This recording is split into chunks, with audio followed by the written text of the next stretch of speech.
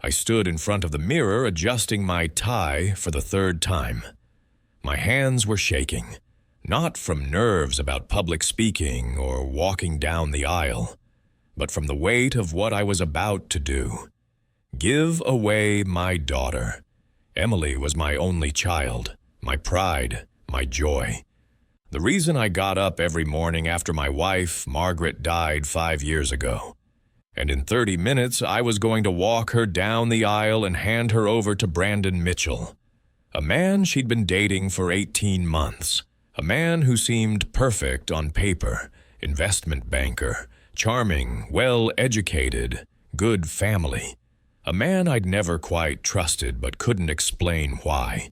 The church was filling up, 200 guests.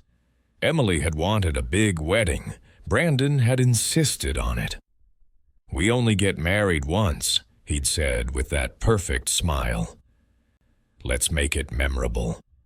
I heard laughter from the groom's room down the hall, Brandon and his groomsmen having a drink before the ceremony. Traditional. I should have stayed in my room, should have focused on my speech, on not crying when I gave my little girl away. But something pulled me down that hallway, some instinct I'd developed over 68 years of reading people, of knowing when something was off. The groom's room door was slightly open. I could hear voices inside. "Last chance to back out, man," someone said. Derek, Brandon's best man. His voice was joking but carried an edge. "Why would I back out?" Brandon's voice, smooth, confident. "I'm about to marry into $2 million. I froze, my hand on the door frame.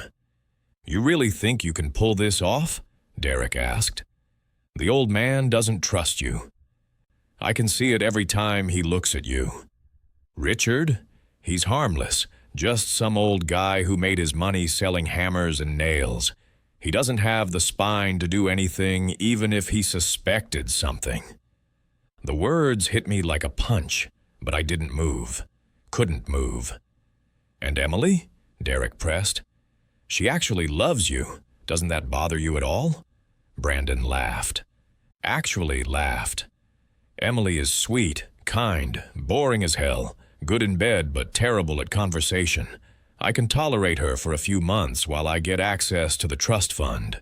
Then I'm out." "What about Cassie? She's going to lose it when she finds out you actually went through with this."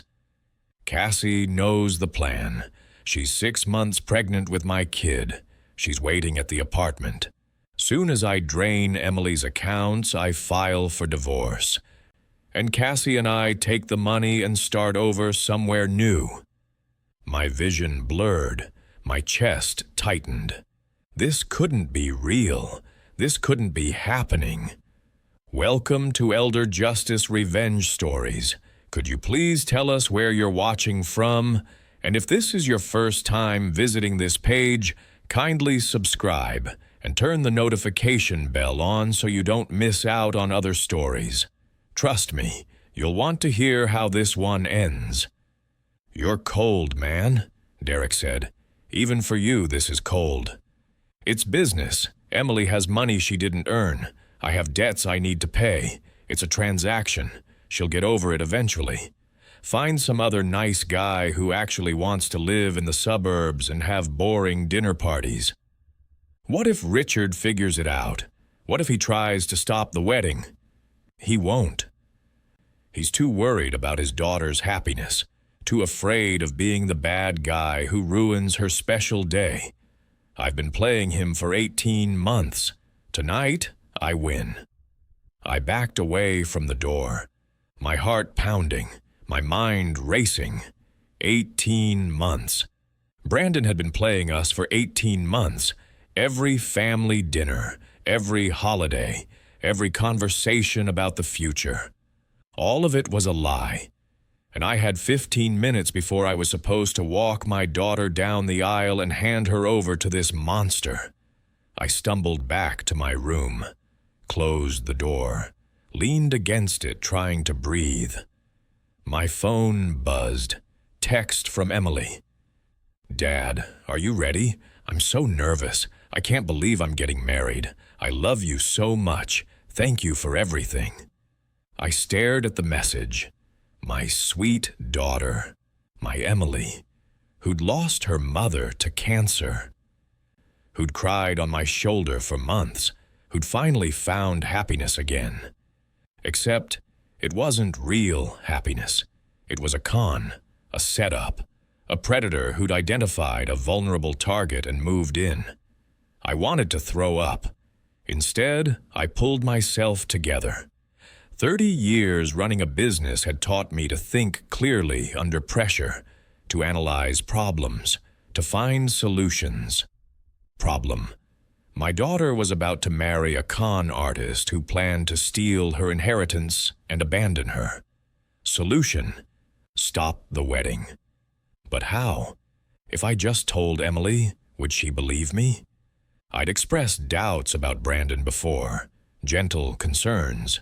She'd dismissed them as fatherly overprotection, said I was being too cautious, that I needed to trust her judgment. She'd never believe me without proof. I pulled out my phone, opened the voice recording app. My hands were steadier now. Anger was replacing shock. I walked back down the hall. The groom's room door was still open. Brandon and Derek were still talking. I positioned myself just outside. Hit record. So the plan is honeymoon in Bali, Brandon was saying. That's when she'll add me to her accounts. Joint checking, joint savings, access to the trust fund. Her grandfather's lawyer already confirmed the money transfers upon marriage. We get back from Bali. I start moving money to offshore accounts Emily doesn't know about. How much are we talking? Derek asked. $2 million from the trust, another $300,000 in her personal savings. Her father gave her seed money for a house. That's sitting in a high-yield account earning interest. I'll take that too. And she won't notice? Not right away.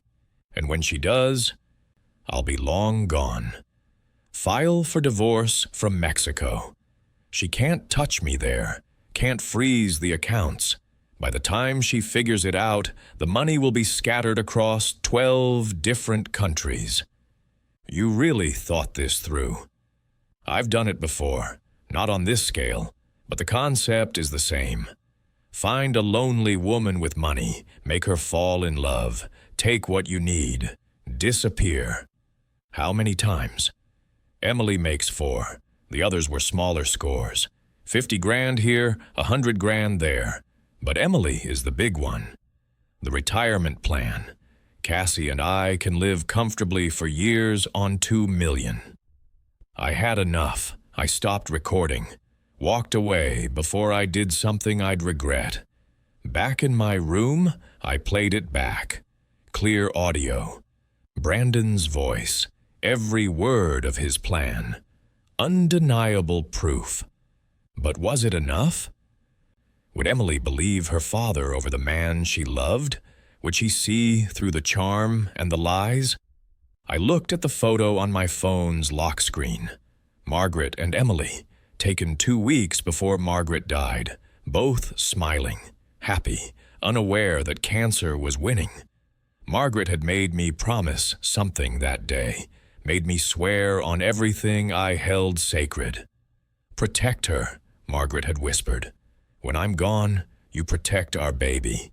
From everything, from everyone, even from herself if you have to. I'd promised, and I'd meant it. Now I had to keep that promise, even if Emily hated me for it, even if it destroyed our relationship, even if she never forgave me. I had to stop this wedding, but I needed more than a recording. I needed to hit Brandon where it would hurt most, needed to expose him so completely that there was no coming back. No way to manipulate his way out. I needed his pregnant girlfriend, Cassie. Brandon had said her name, said she was waiting at his apartment. I pulled out my laptop. Brandon had listed his address on the wedding registry. Stupid mistake. But con artists get cocky. make errors. I searched social media, found Brandon's accounts. Private, but I could see his followers. Scrolled through looking for young women. There. Cassandra Price. Profile photo showed a pretty blonde with a baby bump, 6 months along, just like Brandon had said. Her account was public. I clicked through her photos. Found one from 2 days ago. Her and Brandon, at his apartment, kissing. Her hand on her pregnant belly, his hand over hers. Caption: "Soon we'll be a family, just a little longer, my love." Posted 2 days before his wedding to my daughter. I screenshot everything. Then I did something reckless, something desperate. I messaged her. "Cassandra, my name is Richard Walsh. I'm Emily Walsh's father. Brandon is marrying my daughter in 20 minutes. Did you know about the wedding?" I watched the screen, saw the message go to seen immediately. Then nothing. 30 seconds, a minute. Then typing bubbles appeared. "What? Brandon said he was working this weekend. Out of town, closing a deal. He's getting married today? Right now, at St. Michael's Church, downtown. I overheard him tell his best man about you, about the baby, about his plan to take Emily's money and leave her." More typing bubbles. Then, "That son of a bitch. He told me Emily was just a client, someone he was helping with investments. He said he'd never marry her. He promised. Can you get here? I need you at this church. I need to stop this wedding, and I need proof he's been lying to both of you. I'm 20 minutes away. I'll call an Uber right now. Don't let him marry her. Don't let him do this." I sent her the church address.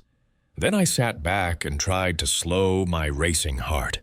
15 minutes until the ceremony. 20 until Cassie could arrive. I needed to stall, needed to delay the wedding just long enough. My phone rang. "Emily."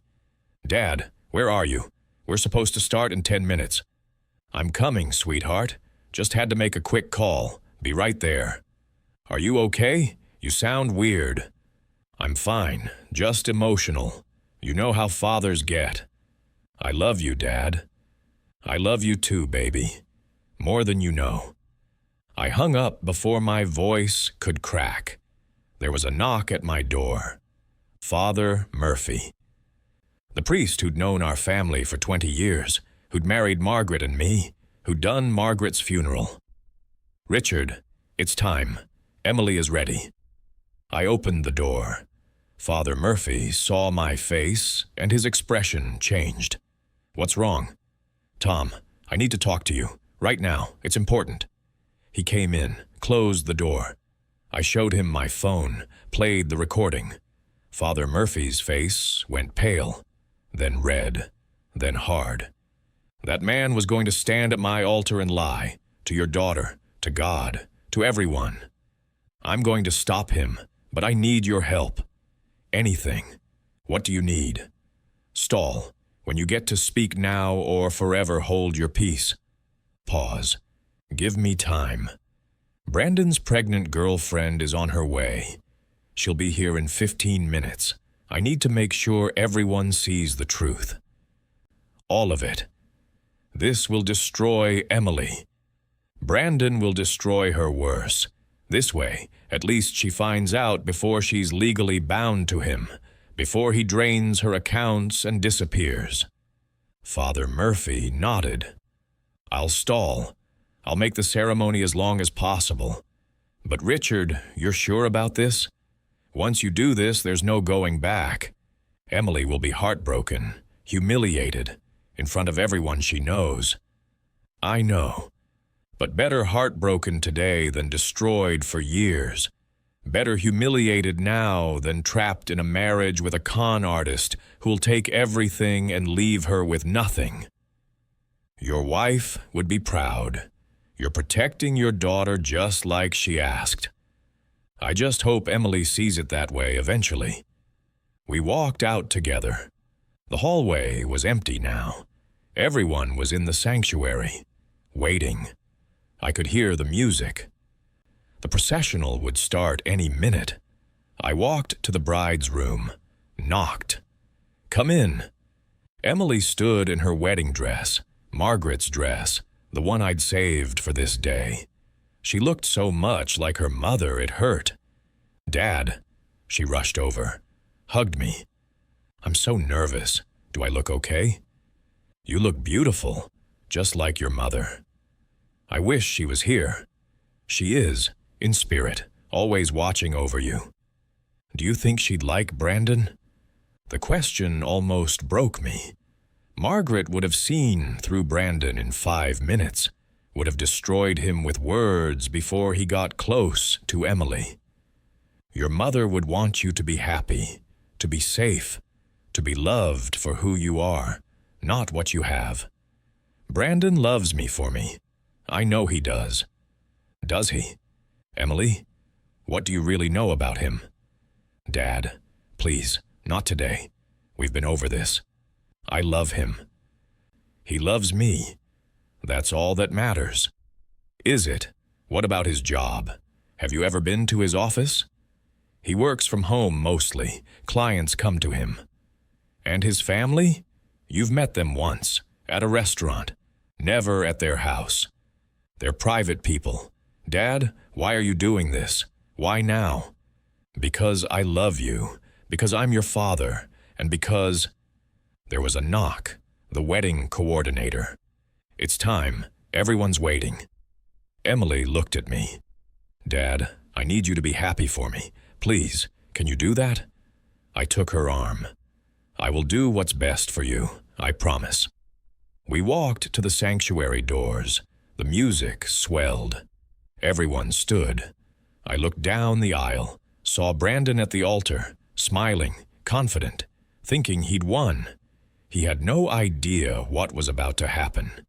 Emily squeezed my arm. "I love you, Dad. I love you too, baby. Hold on to that. No matter what happens next, remember, I love you." She gave me a confused look, but the doors were opening. The processional was starting, and I was walking my daughter toward the man who planned to destroy her. But not if I could help it. Every step down that aisle felt like walking through water. Slow, heavy, impossible. Emily was radiant beside me, smiling at the guests, at Brandon, at her future, a future built on lies. I caught Brandon's eye. He smiled at me. Smug, confident. He thought he'd won, thought he'd charmed the old man, fooled the protective father. He had no idea I'd heard everything. We reached the altar. Father Murphy smiled at us. I saw the understanding in his eyes. He knew what was coming. He'd help me expose this fraud. "Who gives this woman to be married?" Father Murphy asked. The traditional question, the moment I was supposed to say, "her mother and I," and step back, let her go, trust her choice. But Margaret wasn't here, and I couldn't let Emily go. Not to him. "I do," I said. Then I did something unexpected. I kept holding Emily's arm, didn't let her step forward toward Brandon. Emily looked at me, confused. "Dad?" Brandon's smile tightened. "Richard, we need to continue." I ignored him, looked at Father Murphy. "I need a moment, before we proceed. Just one moment." "Dad, what are you doing?" Emily whispered. Her voice had an edge of panic. "Trust me," I whispered back. "Please, just trust me for one more minute." I turned to face the congregation. 200 people staring at me, waiting. "I'm sorry," I said. My voice carried through the silent church. "But I need to speak before this ceremony continues. I need to say something important." Murmurs rippled through the crowd. Emily tugged at my arm. "Dad, stop. You're embarrassing me. This isn't the time." "It's exactly the time." "Emily, sweetheart, I love you. Everything I'm about to do is because I love you." Brandon stepped forward.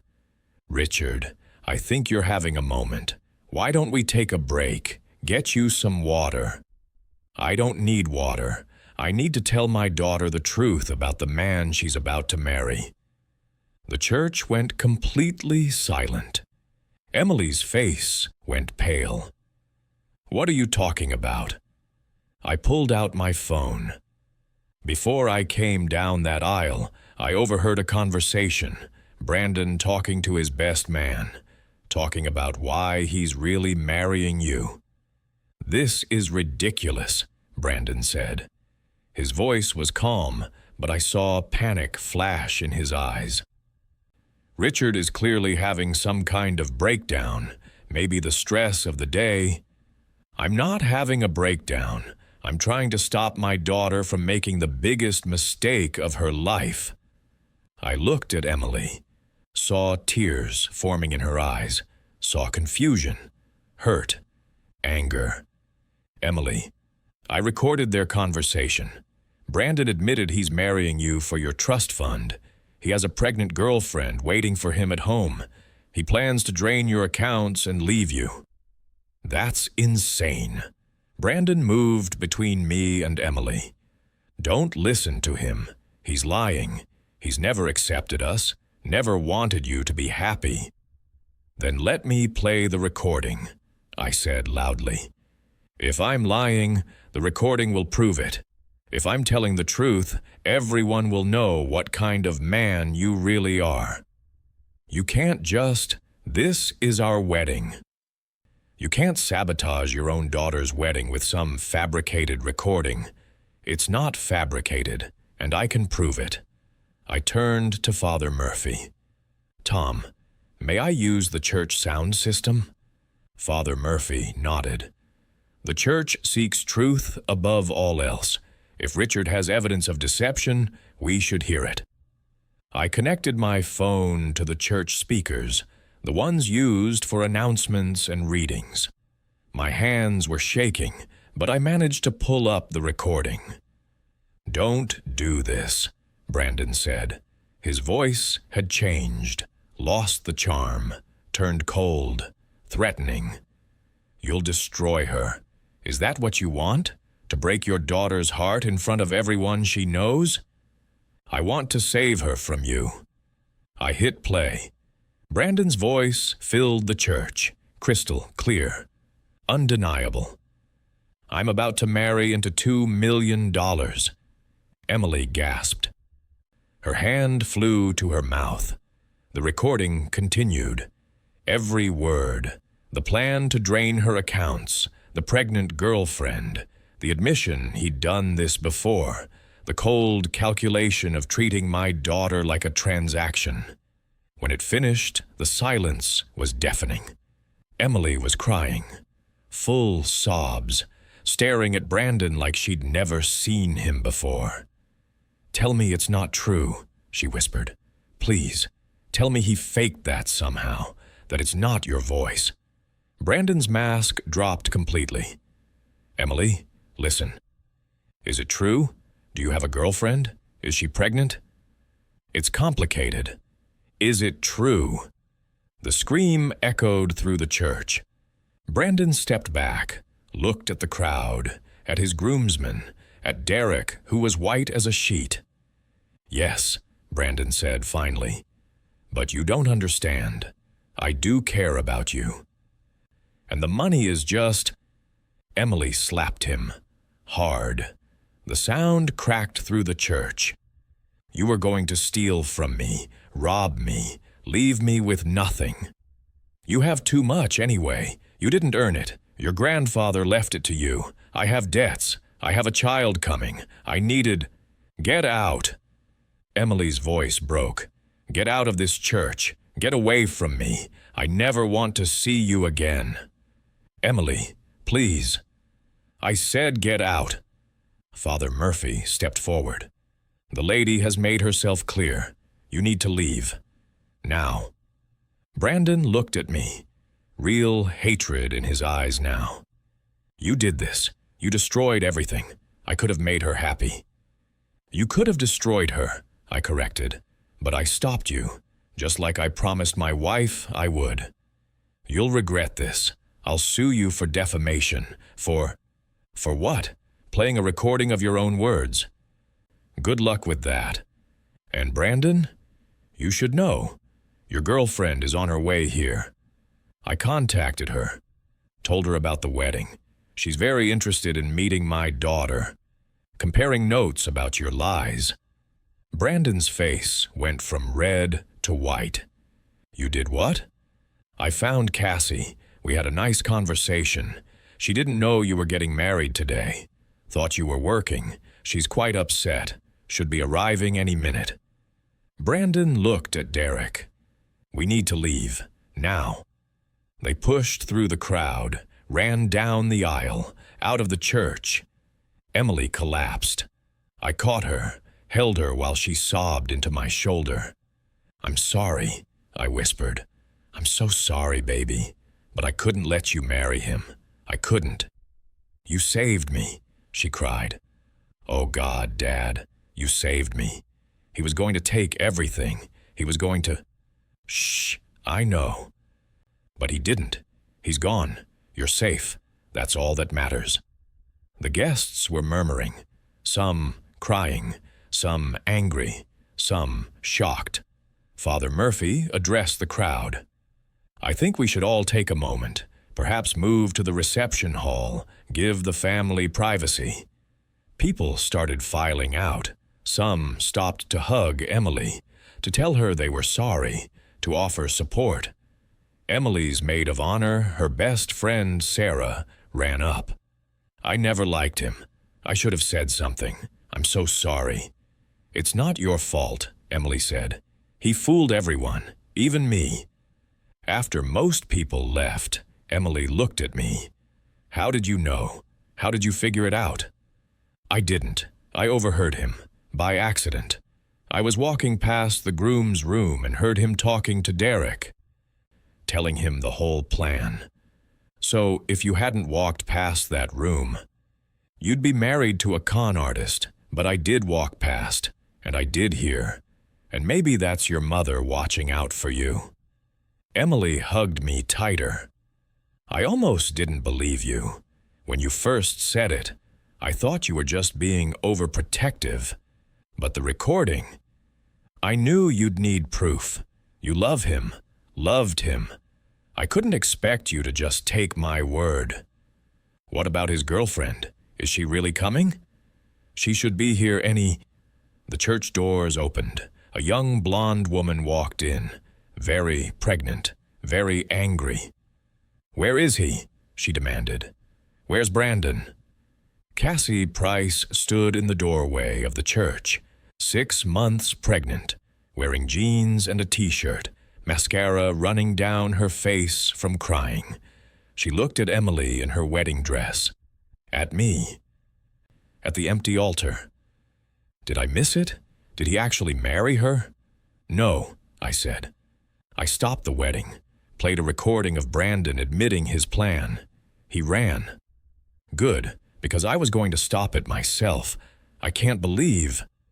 Her voice broke. He told me he loved me, that we were starting a family, that he just needed to close this one deal and we'd have enough money to be together. It was all lies? All lies, Emily said quietly. She walked toward Cassie, 2 women who'd both been deceived by the same man. He was using both of us, you for love, me for money. I'm so sorry, Cassie said. I didn't know. I swear I didn't know he was engaged. He said you were just a client, that he was managing your investments. That's what he told me about you, that you were a client. Someone he was helping with financial planning. Emily laughed bitterly. We're both idiots. We're both victims, I corrected. Brandon is a con artist. He's done this before, to other women. You two are just his latest targets. Cassie put her hand on her belly. What am I going to do? I'm 6 months pregnant. I quit my job because Brandon said he'd take care of us. I have no money, no insurance, no plan. Come sit down, Father Murphy said gently. Let's talk. Let's figure this out. We moved to the front pew. Cassie and Emily sat together, two strangers bonded by betrayal. "How long were you together?" Emily asked. 2 years. We met at a bar. He was charming, funny, said he was an investment banker, drove a nice car, wore expensive suits. I thought I'd found someone special. He told me he met you 6 months ago, at a work conference. That's when I got pregnant. He was thrilled, said he wanted a family. We started planning a future. Then he started being gone more. Said work was busy, said he had big deals closing. I believed him. "When did he propose?" Emily asked. He didn't. Said marriage was just a piece of paper, that our love was enough. I was fine with that. I didn't need a wedding. I just wanted him. He proposed to me 8 months ago. Expensive ring, romantic dinner, the whole thing. I thought it was perfect. I watched them compare stories, watched the realization settle in. Brandon had been running 2 relationships simultaneously, lying to both of them, using both of them. "I need to find him," Cassie said. "I need to tell him what I think of him. You need to stay away from him," I said firmly. "Brandon is dangerous. Not physically, maybe, but he's a predator, a manipulator. The best thing you can do is cut him out of your life completely. But the baby deserves better than a father like that. Trust me, I'm a father. I know what it takes to raise a child. It takes love, sacrifice, honesty. Brandon has none of those things." My phone buzzed. Text from an unknown number. "You're going to regret this, old man. I'll make you and your daughter pay for humiliating me." I showed it to Father Murphy. "Brandon's already threatening us." "We should call the police," Father Murphy said. "That's a direct threat." "Good idea, and we should warn them about Brandon. He's committed fraud. Maybe we can prevent him from doing this to someone else." I called the police, explained the situation. They said they'd send an officer to take statements. That threatening messages and fraud were both serious issues. While we waited, Emily and Cassie kept talking, sharing details, building a timeline. "He told me his family lived in Boston," Cassie said they were wealthy but distant, that he didn't see them often. "He told me his family was in Chicago, that his parents were deceased, that he was an only child." "So both were lies?" "Everything was a lie," I said. "His job, his family, his entire identity was probably fabricated. I'd bet his real name isn't even Brandon Mitchell." Sarah, Emily's maid of honor, came back. "The reception hall is confused. Do we cancel? Do we tell guests to go home? What do we do?" Emily looked at me. "Dad, you paid for everything, the venue, the food, the band. What should we do?" I thought about it, thought about the thousands of dollars spent. The food that would go to waste, the celebration that never happened. "We have a party," I said. "Not a wedding reception, just a party.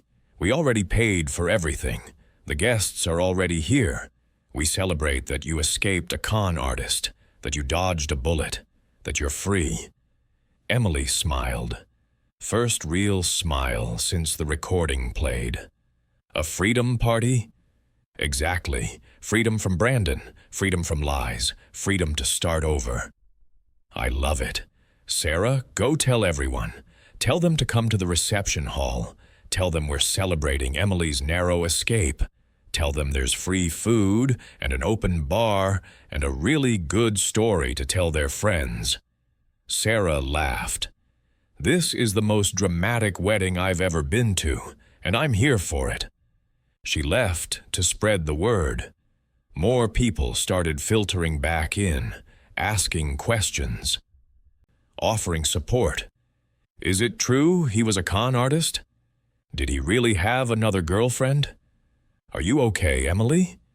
Emily handled it all with grace, explained what happened, thanked people for coming, invited them to the reception hall. I was proud of her. She'd had her heart broken, her wedding destroyed, her trust shattered. But she was standing, fighting back, moving forward, just like her mother would have. The police arrived. Detective Sarah Martinez, sharp eyes, professional demeanor. "Mr. Walsh, I'm Detective Martinez. You called about fraud and threats?" I showed her everything. The recording, the text messages from Brandon, the evidence of his fake job and fake identity. She interviewed Emily, then Cassie, took detailed notes. "This is serious," she said. "Identity fraud, financial fraud, criminal threatening. We'll open an investigation, try to locate Brandon Mitchell and determine his real identity." "What are the chances you'll find him?" I asked. "If he's a professional con artist, he's probably already gone, changed his appearance. Using a new name. These guys are slippery. But we'll try, and we'll file reports that might help his next victim identify him." After she left, Cassie stood up. "I should go. I've crashed enough of your day."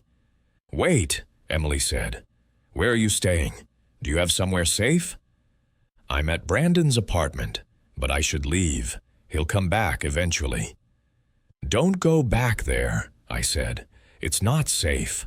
Brandon knows you're here, knows you talk to us. He might take it out on you." "I don't have anywhere else." "Stay with me," Emily said. "I have a 2-bedroom apartment. You can take the spare room. At least until you figure things out." "I can't ask you to do that." "You're not asking. I'm offering. We're both victims of the same man. We should stick together, help each other." Cassie started crying. "Thank you. You don't know what this means. I've been so alone, so scared." "Not anymore," Emily said. "Now you have me and my dad, and we'll help you with the baby, with finding your own place, with whatever you need." I looked at my daughter, the woman she'd become. Kind, strong, generous even in her own pain. Margaret would be so proud. We moved to the reception hall. The guests were already there, drinking, eating, waiting. Emily walked in with her head high, still in her wedding dress, Cassie beside her. "Thank you all for coming," Emily said. "Today didn't go as planned, but in a way, it went better. I didn't marry a man who would have destroyed my life. Thanks to my father, I discovered the truth before it was too late." She raised her glass.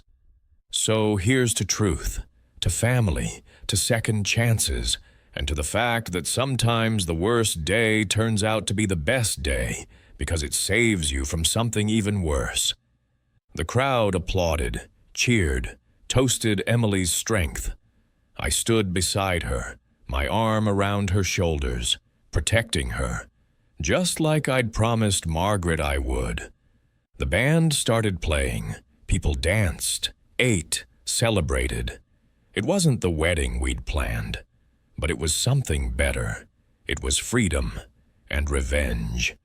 Because somewhere out there, Brandon Mitchell was realizing he'd lost, that his con had failed, that he'd walked away with nothing while Emily walked away with everything that mattered, her dignity, her money, her future. And he'd never get another chance to take any of it. The party lasted until midnight. What should have been a wedding reception became something else entirely. A celebration of escape, of truth, of survival. Emily danced with her friends, laughed, told the story over and over. Each time she told it, she seemed stronger, more certain she'd dodged a bullet. But I saw the cracks, the moments when she'd slip away to the bathroom, come back with red eyes, the way she'd touch her ring finger where an engagement ring had been that morning. Cassie stayed close to Emily all night, They'd formed a fast friendship, two women bound by betrayal, by the same lying man who'd used them both. Around 11, Detective Martinez called. "Mr. Walsh, we found something. Can you come to the station tomorrow? Bring Emily and Cassandra Price, if possible." "What did you find?" "Better to discuss in person. But Mr. Walsh, Brandon Mitchell isn't his real name, and this isn't his first con, not even close." The next morning, I picked up Emily and Cassie. We drove to the police station in silence. Emily stared out the window. Cassie held her belly protectively. "Thank you for letting me stay last night," Cassie said. "I didn't want to be alone." "Me neither," Emily admitted. "It was nice having someone who understood, who didn't judge me for being stupid enough to fall for him." "You weren't stupid. He was good, really good, at lying, at making us believe." Detective Martinez met us in a conference room. Spread across the table were photos, documents, files. "Brandon Mitchell is actually Brian Matthews," she started. "He's 40 years old, not 32. He's been arrested 3 times in the past decade. Fraud, identity theft, theft by deception, served time twice, got out 18 months ago." "Right before he met me," Emily whispered. "Exactly. He's got a pattern, finds women with money, creates a fake identity, romances them, takes what he can, disappears. You're victim number 7 that we know of. There are probably more who never reported it." She showed us photos of other women, different ages, different backgrounds, all with the same story. Met a charming man, fell in love, lost money, lost dignity. "This woman," Martinez pointed to a photo, "lost her entire retirement savings, $300,000. Brian convinced her to invest in a fake company, disappeared with the money. She was 63. Had to go back to work because of what he did." "Oh my God," Emily covered her mouth.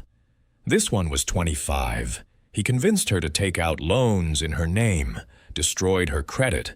She's still paying off the debt 8 years later." Photo after photo, woman after woman, a trail of destruction spanning a decade. "Why isn't he in prison?" I asked. "If you know who he is, why is he free?" "He's good at covering his tracks, uses different names, changes his appearance, moves between states. By the time victims report him, he's gone. New identity, new location, new target." "What about Cassie? Did he use a fake name with her too?" "No," Cassie said quietly. "He used Brian Matthews with me. Said he was going by Brandon Mitchell for work, for privacy reasons. I thought it was normal. Some kind of business thing." "So you're the only one who knew his real name," Martinez said. "That's unusual. Either he was getting sloppy or he actually cared about you in some way." "He didn't care about me. He got me pregnant to lock me in, to have someone waiting while he ran cons on other women."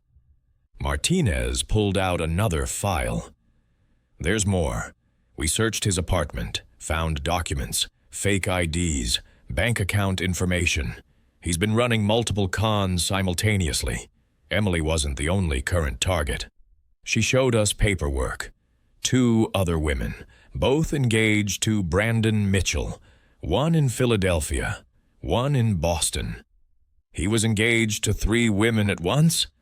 Emily's voice was hollow. 4, if you count Cassie, though he never formally proposed to her. But yes. He had weddings scheduled in 3 different cities over the next 6 months. Yours was just the first. "We need to warn them," I said. "The other women, they need to know." "We're already on it. Officers are contacting them now. Hopefully we can stop those weddings too." "What happens to Brandon now, when you catch him?"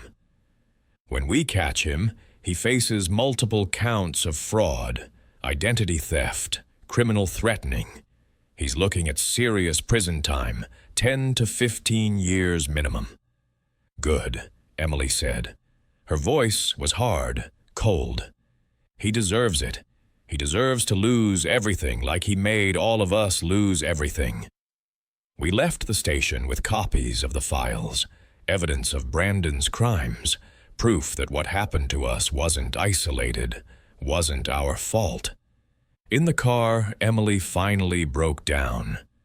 I was so stupid, so blind. How did I not see it?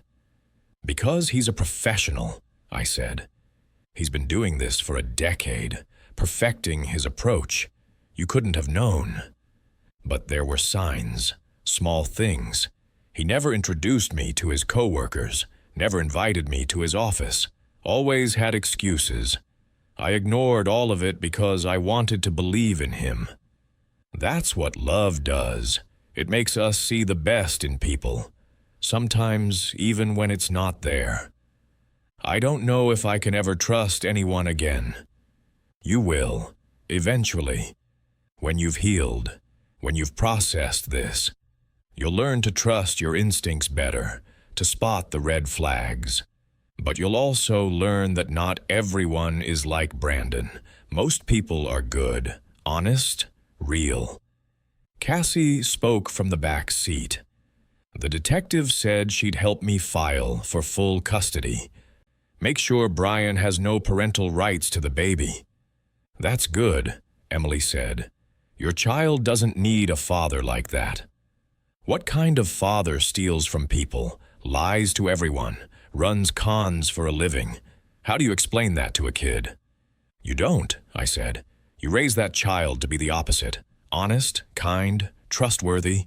You break the cycle. My phone rang. Unknown number. I almost didn't answer, but something told me to. Hello? Richard? A woman's voice, unfamiliar. My name is Caroline Martinez. I'm calling from Philadelphia. The police contacted me about Brandon Mitchell. They said you stopped your daughter's wedding, that you exposed him. Yes, yesterday. Literally minutes before the ceremony. Thank God. My wedding is in 3 weeks. I was going to marry him. I had no idea about the other women, the cons, any of it. I'm sorry you had to find out this way.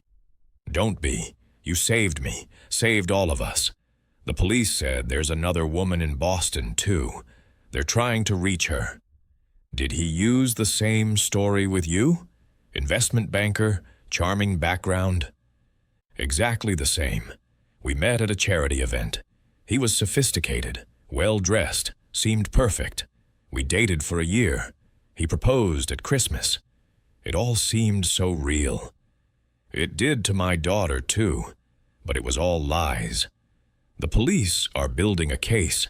They want me to testify, to help put him away. I said yes. Will you and your daughter testify too? Absolutely. Whatever it takes to make sure he can't do this to anyone else. After we hung up, I told Emily about Caroline, about the other victims willing to testify. Good, Emily said. Let's destroy him. Let's make sure everyone knows what he is, what he does. Let's make sure he never cons anyone again. That afternoon, we did something I never expected. We created a website. Exposing Brandon Mitchell, Brian Matthews, it was called. We posted his photos, both names, details about his cons, warnings for other women. Within hours, it went viral, shared thousands of times, women commenting with their own stories, their own encounters with men like Brandon, their own near misses and actual losses. Look at this, Emily showed me her laptop.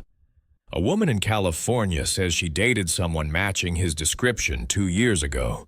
He took $20,000 and disappeared. She never reported it because she was embarrassed.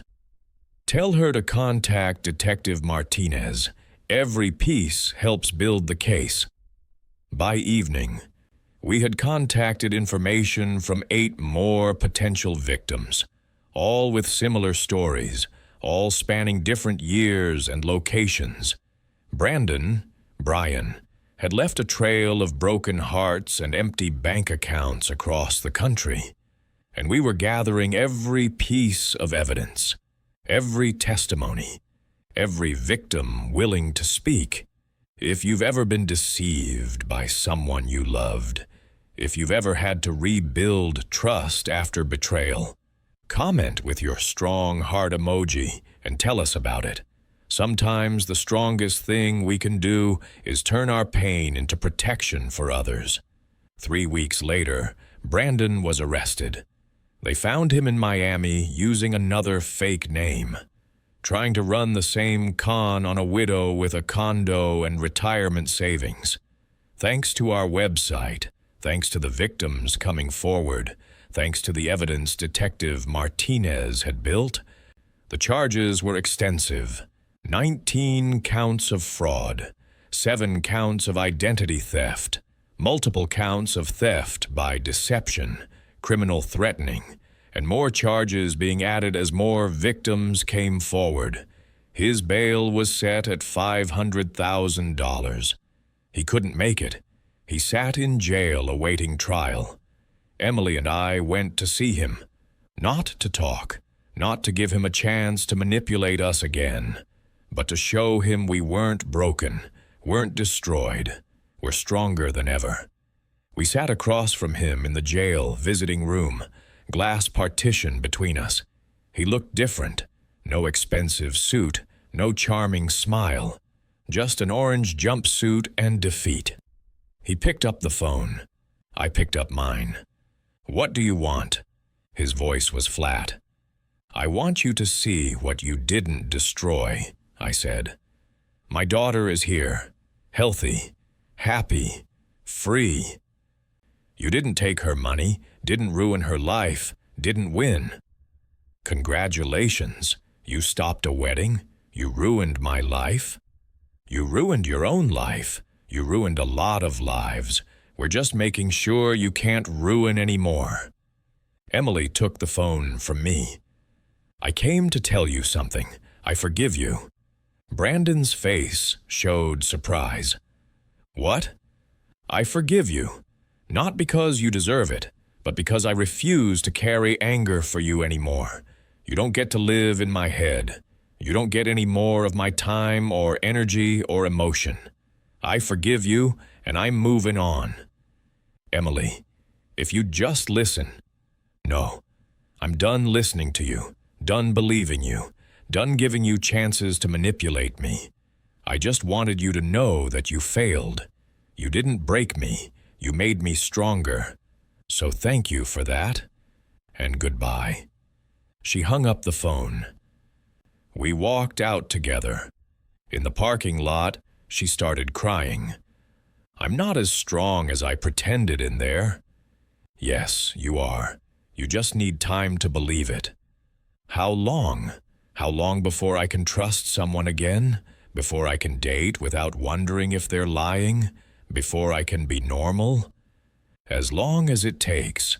There's no timeline for healing. But Emily, you will heal. You'll learn to trust again. You'll love again. Just smarter this time. With your eyes open." "What if I never find someone?" "Then you'll build a beautiful life on your own. But I don't think that'll happen. You're kind, smart, beautiful. When you're ready, when you've healed, you'll find someone worthy of you, someone real." The trial was set for 6 months later. All 19 victims agreed to testify. The prosecution's case was ironclad. Brandon's attorney tried to negotiate a plea deal, 20 years in exchange for guilty pleas to all counts. We gathered, all 19 victims, in Detective Martinez's office to discuss it. "I don't want to testify," one woman said. "I don't want to relive it publicly." "I do," said another. "I want everyone to see what he did, what he is." "The plea deal guarantees prison time," Martinez explained. "Trial is risky. Juries can be unpredictable, But the choice is yours, all of you. We've voted. 14 wanted the plea deal, 5 wanted trial. In the end, Brandon's attorney convinced him to take the deal. 20 years. He'd be 60 when he got out. Too old to run the same cons, too tired to start over. At the sentencing, the judge allowed victim impact statements. 7 women spoke, told their stories, their losses, their pain. Emily spoke last. Brandon Mitchell, Brian Matthews, whatever his real name is, took a lot from me. He took my trust, my happiness, my faith in people. He almost took my money, my future, my life. But he didn't succeed, because my father loved me enough to speak up, to stop the wedding, to expose the truth. And because of that, I'm here, free, whole, ready to rebuild. I hope you spend every day of the next 20 years thinking about all the lives you destroyed, all the women you hurt, all the damage you caused. And I hope someday you learn to be honest, to be real, to be something other than a con artist.